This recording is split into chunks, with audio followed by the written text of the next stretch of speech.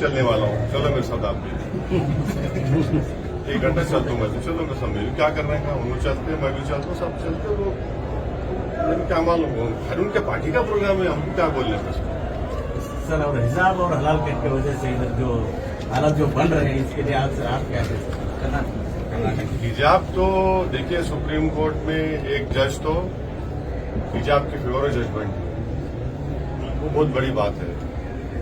और उन्होंने ये बोले कि हिजाब के ताल्लुक से जो जज साहब फेवर जजमेंट दिए, उन्होंने ये बोले कि मुस्लिम बच्चों को पढ़ना जरूरी है। और उन्होंने यहाँ तक ये बोले कि अगर हिजाब पहन के जा रहे हैं स्कूल में तो कोई बड़ी अच्छी बात है, कोई बुरी बात नहीं है, पहन सकते हैं।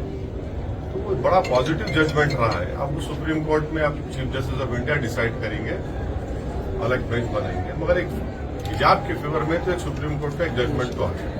सर कर्नाटक सरकार की हलाल कट का जोर से चल रहा है, जो दहशत माहौल पैदा हुआ है इधर माइनॉरिटी के लिए। वही तो बोल रहा ना, हमारा हिजाब हम बीजेपी की पसंद खतरा है, हलाल गोश्त खतरा है, मुसलमान की दाढ़ी खतरा है, मुसलमान की टोपी खतरा है, मुसलमान का खाना पीना ओढ़ना बिछोना खतरा है। तो बीजेपी जो है मुस्लिम आइडेंटिटी के खिलाफ है, हर चीज के उन्होंने खिलाफ है। मगर देश में दिल्ली में प्रधानमंत्री बोलते हैं सबका साथ, सबका विकास, सबका विश्वास, तो सब खाली जबानी बातें हैं। अगर ये जो ग्राउंड पे हो रहा ये हो रहा, मुकेश शर्मा बोले, फिर उनके बाद उनका एमएलए बोला हैदराबाद में, फिर उनका एक एमपी बोला कि मुसलमानों का इकोनॉमिक बॉयकॉट करो।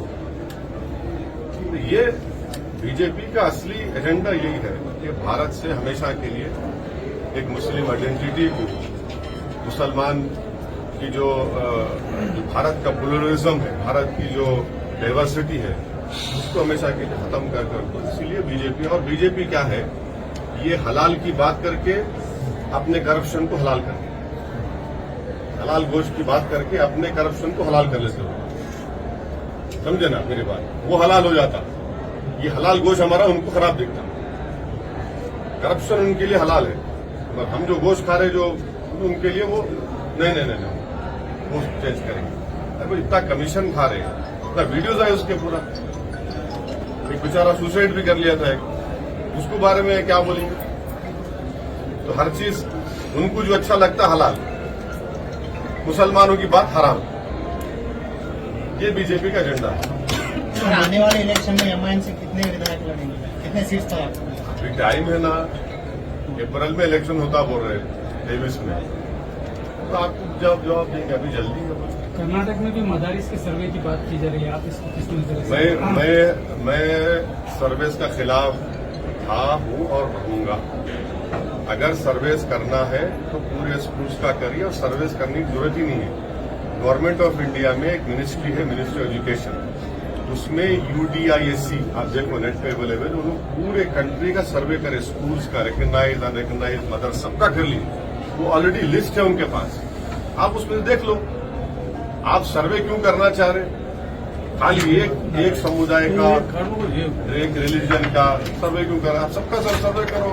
मदरसे का कर रहे तो आप RSS के शिशु मंदिर स्कूल्स का भी करो, मिशनरी स्कूल्स का करो, प्राइवेट स्कूल्स का करो, गवर्नमेंट स्कूल्स का करिए कि गवर्नमेंट स्कूल्स में जो गर्ल्स स्कूल्स है कितने टॉयलेट है, कितने पीने का पानी का इंतजाम है, वो करो आप, वो देखो आप।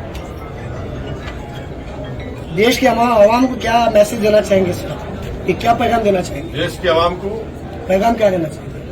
देश के आवाम को ये पैगाम देना चाहेंगे कि आप नफरत को बढ़ने से रोकिए, इस देश की खूबसूरती को समझिए। इस देश की खूबसूरती यहाँ की डाइवर्सिटी है, यहाँ की प्लुरलिज्म है, यहाँ की भाईचारगी है। ये देश की खूबसूरती भी है, ये देश की ताकत भी है। और तीसरी बात यह है कि देशवासियों को सोचना पड़ेगा कि बेरोजगारी इतनी भारत में इतना क्यों बढ़ गई, और सबसे ज्यादा नौजवानों में पूरी दुनिया में बेरोजगार कहीं तो भारत में है। कीमतें इतनी क्यों बढ़ गई हैं, पेट्रोल डीजल। और आखिरी बात यह है, चौथी बात यह है कि चीन हमारी जमीन पे कब्जा करके बैठा हुआ है डेप्सांग और डेमचाक में। हमारे प्रधानमंत्री कल दिवाली मनाने हमारे सिपाहियों के साथ गए, अच्छा करें, वहां पर एक चीन का नाम नहीं लिया उन्होंने। बोलना था वहां से हम चीन को वार्निंग दे रहे कि डेप्सांग डेमचाक छोड़ दो। चीन जो है 10 किलोमीटर अंदर आ गया है। हम 5 गांव खो दिए। हमारे जो लोग ग्रेजिंग करते थे जानवर को, ग्रेजिंग राइट्स हम खो दिए। हम प्राइम मिनिस्टर से उम्मीद कर रहे थे कि कल वहां गए, अच्छा काम किए। वहां बोलना था चाइना को, मैं यहां से पैगाम दे रहा हूं चाइना को, नहीं बोले प्राइम मिनिस्टर। क्या वजह है नहीं बोलने की सर? अब ये वजह आप पूछना बीजेपी वालों से, उनको दूसरे मुल्क का नाम लेते, चाइना का नाम ही नहीं लेते होंगे। जैसा अभी आप इतने नाम पूछे ना, कौन है आपके यहाँ पूछे? हाँ, उनको इतना बोले, उनसे पूछना आप लोग कि भाई साहब ये चाइना के बारे में आप कब बोलेंगे? चाइना के बारे में बोलो। चाइना हमारे डेप्सांग डेमचाक में वो स्ट्रेटेजिक एरिया है, उस पर चीन कब्जा करके बैठ गया उसके ऊपर। हमारे जो ग्रेजिंग राइट्स थे, वहां के जो कॉर्पोरेटर है, करगिल का कॉर्पोरेटर जो है लद्दाख के करगिल का, उन्होंने स्टेटमेंट दे रहा है कि हम लोग हमारे जानवर को ले जाके ग्रेजिंग करते थे विंटर में, वो हम जा ही नहीं सकते, चीन अलाउ नहीं कर रहा। Thank you sir.